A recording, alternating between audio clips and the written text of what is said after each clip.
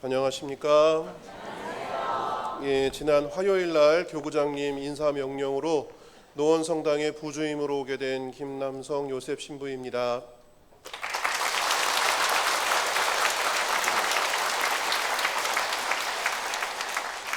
신자 여러분들의 따뜻한 환영에 진심으로 감사드립니다.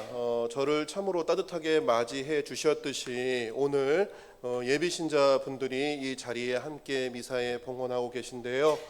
이분들 또한 저를 따뜻히 환영해 주셨듯이 이분들 또한 따뜻한 마음으로 환영해 주시기를 부탁드리겠습니다.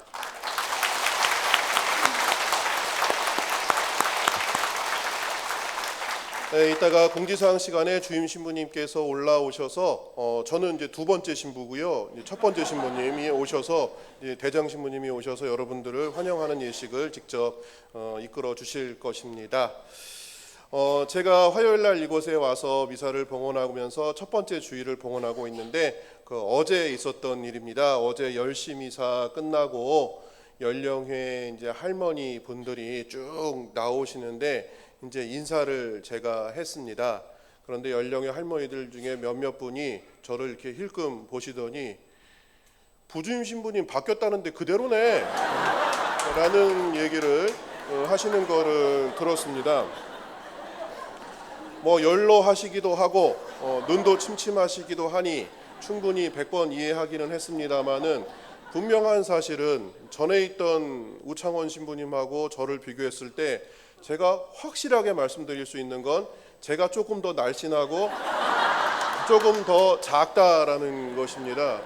이것은 수학적으로 자연과학적으로 바로 증명이 가능한 거기 때문에 단언코 말씀드릴 수 있고 저울 갖다 올라가 보면 바로 나오는 거고요. 키 바로 재보면 나오는 거고 옷 사이즈도 제가 좀 작게 입는다라는 거를 확실하게 말씀을 드리겠습니다. 전에 있던 신부님은 우창원 아우구스티노 신부님이고 저는 김남성 요셉 신부입니다. 성도 다르고 세례명도 분명히 다릅니다. 근데 주임 신부님마저도 저를 보시더니 우가 가니까 소가 왔네 뭐 이러셔가지고 굉장히 당황스러웠던 기억이 있습니다. 분명히 사람이 바뀌었습니다. 단언코 말씀드리는데 왜 이렇게 사람이 바뀌었는가라는 걸 말씀드리는 거 하면은 분명히 사람이 바뀌었고 오늘 복음에서 예수님께서 바뀌셨듯이 거룩한 모습으로 바뀌셨듯이 분명히 신부들도 바뀌었다라는 것을 말씀드리기 위해서입니다. 오늘 복음의 말씀은 예수님의 거룩한 변모 사건을 우리에게 들려주고 있습니다.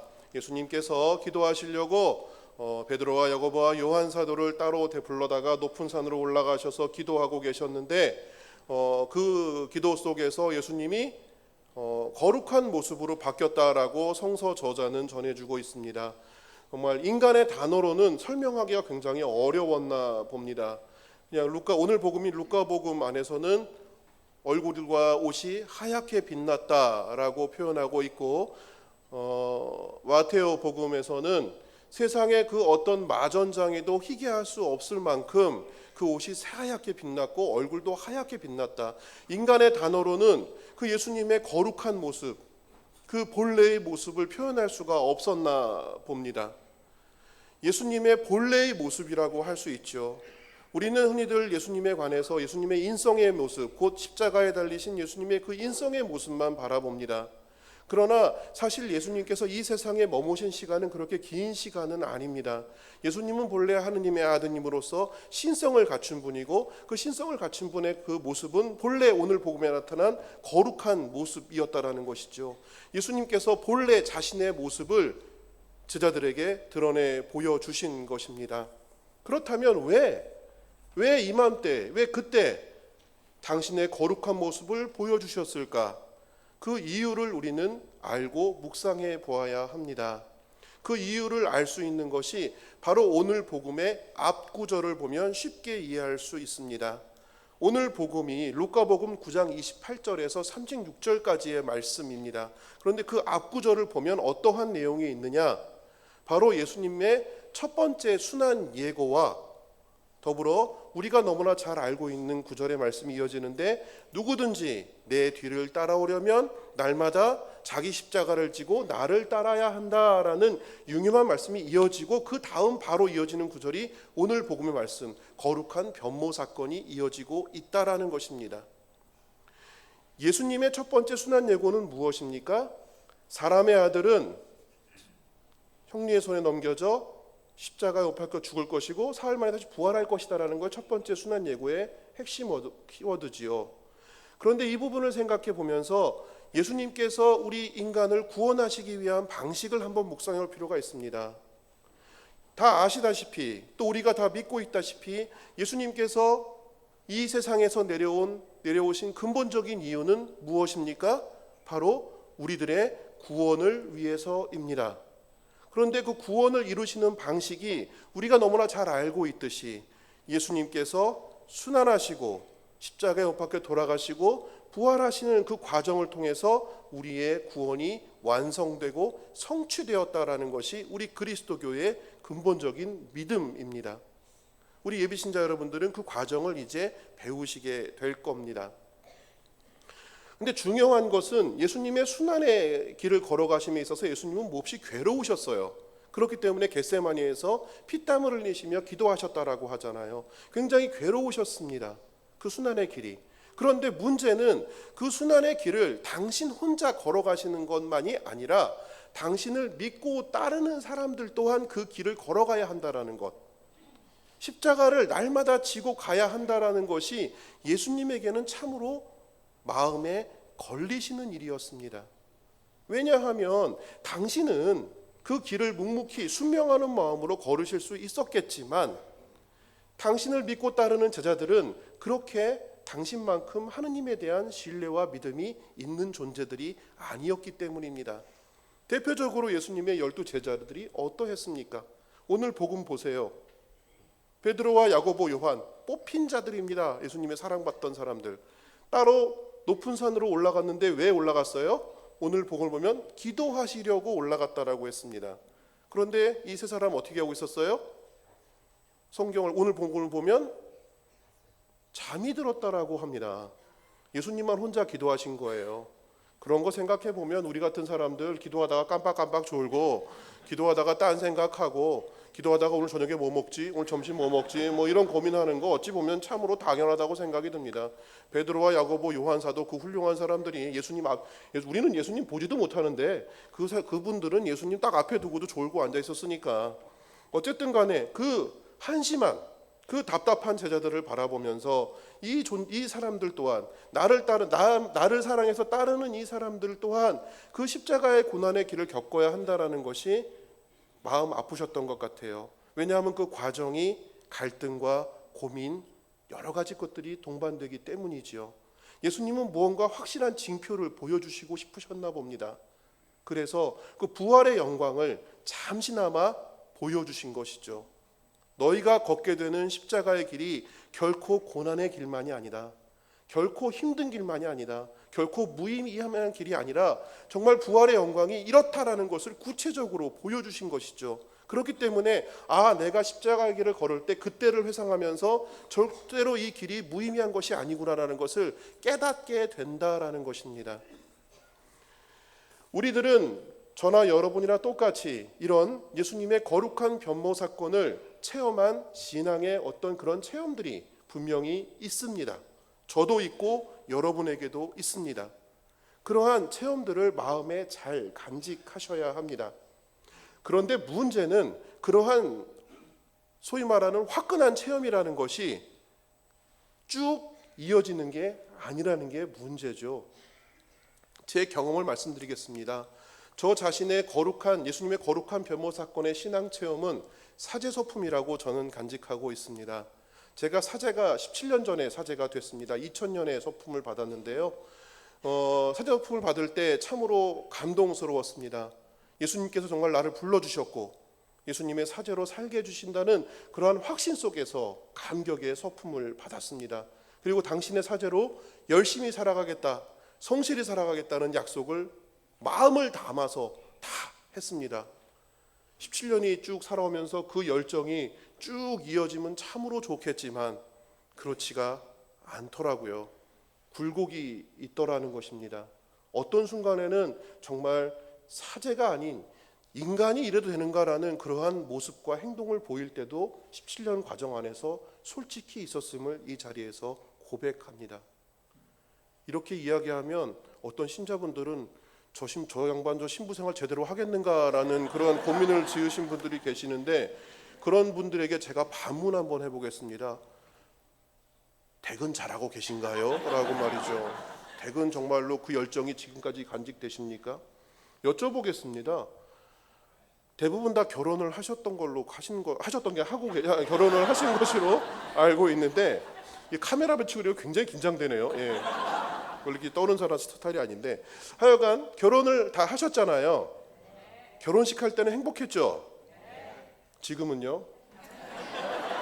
예. 그때 그 뜨거움, 그때의 어떤 그런 화끈함, 그때의 어떤 애잔함, 이런 것들이 지금까지 유지되고 있어요? 누가 예라고 그랬는데, 그럴 수도 있죠. 예, 그럴 수도 있습니다. 예, 뭐 닭살 커플은 어디든지 있는 거고, 예, 있는 거니까 있을 수 있죠. 아니지 않나요? 그때의 감정이 지금까지 유지되는 게 아니지 않나요? 얼마나 가던가요? 한 17년 가든가요? 잘 모르겠습니다. 제가 볼 때는 그 부부의 뜨거운 사랑이라는 게 그렇게 오래 가는 것 같지가 않아요. 왜냐하면 저희 부모님 보면 그렇습니다. 저희 부모님 간혹 가다가 보면 아주 대판 싸우시거든요. 어느 때 보면요. 보는 싸우는 거 옆에서 이렇게 구경하고 있으면 우리 아버지 어머니 내일 이혼하시겠구나. 왜냐하면 가끔 그래 찍어 뭐 이런 얘기 나오거든요. 그럼 이혼하시겠구나라고 하면 이제 내일 나는 어떻게 살아야 되는가라고 했는데, 아침에 일어나 보면은 아침밥 이렇게 하시면서 두 부부가 세상에 저런 연분이 없어요. 참 보면 알다가도 모를 게 부부 사이구나라는 걸 저희 부모님 보면 생각하게 되는데, 그런 뜨거움을 유지하는 그 무엇인가의 비결이 두 분 사이에는 저는 모르지만 있나 봅니다. 그런 것처럼 우리 신앙생활 안에서 그런 뜨거운 체험, 거룩한 변모 사건의 체험을 유지시켜주고 때로는 성숙시켜주는 그러한 방법들이 우리 신앙의 생활에 덕목들이 있습니다. 그것이 바로 우리 영신생활 안에서 들려주는 여러 가지 덕목들인데요. 뭐 기도 생활이라든지 자선, 나눔, 희생, 사랑의 실천, 뭐 이런 등등등등등들이 바로 우리 거룩한 변모 사건의 신앙 체험을 유지시켜주고 성숙시켜주고 발전시켜주는 신앙의 덕목들이라는 것입니다. 그 신앙의 덕목들을 가장 잘 실천한 사람이 바로 오늘 제1독서에 등장하는 아브라함입니다. 아브라함은 물론 부족한 모습이 보일 때가 분명히 창세기에 나옵니다. 그렇지만 그러한 부족함을 분명히 갖고 있지만 하느님에 대한 믿음을 끊임없이 간직하면서 희생하고 포기하고 절제하는 모습, 하느님을 위해서 과감하게 내어놓는 봉헌의 모습을 자주 보여줍니다. 대표적으로 바로 자기의 고향을 떠나는 그러한 모습들, 자기의 기득권을 모든 걸 포기하고 하느님의 말씀을 믿고 떠나는 거거든요. 그런 떠나는 모습들, 그리고 가장 자기의 사랑하는 아들이라고 할 수 있는 이삭을 하느님이 봉헌하라고 했었을 때 그것을 봉헌할 수 있는 그러한 열린 마음의 희생, 그러한 것들이 아브라함을 신앙의 아버지로 만들어 주었다라는 것입니다. 저나 여러분이나 마찬가지입니다.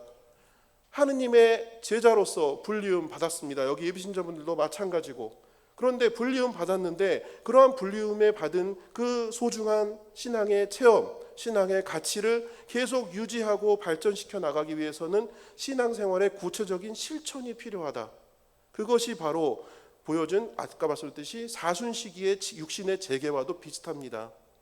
용서, 희생, 나눔, 절제, 기타 등등 이런 것들을 우리 신자 여러분들이 실천해 나가신다면 분명히 우리는 부활하신, 거룩하게 변모하신 예수 그리스도를 볼 수 있습니다.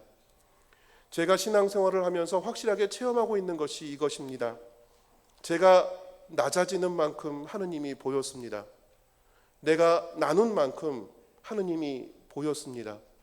내가 용서하는 만큼 하느님이 보였습니다. 반대로 내가 더 가지려고 하는 만큼 하느님이 보이지 않았습니다. 내가 더 높아지려고 하는 만큼 하느님이 보이지 않았습니다. 내가 기도하지 않는 만큼 하느님이 보이지 않았습니다. 저는 이 사실을 단언코 우리 교우 여러분들과 나누고 싶습니다. 이번 사순시기 여러분들은 어떠한 신앙의 실천을 결심하셨습니까? 우리는 화려한 예수님의 모습만을 바라보며 내 것을 내어놓지 않으려고 움켜쥐고 있지는 않습니까? 높은 자리에 오르려고만 하고 낮은 자리는 외면하고 있지 않습니까? 기도하지 않으면서 마치 모든 것을 다 얻으려고 욕심부리고 있지는 않고 있습니까?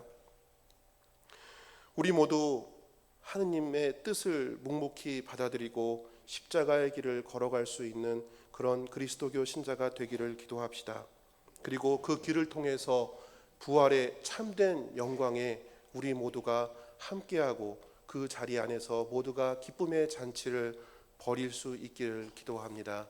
아멘.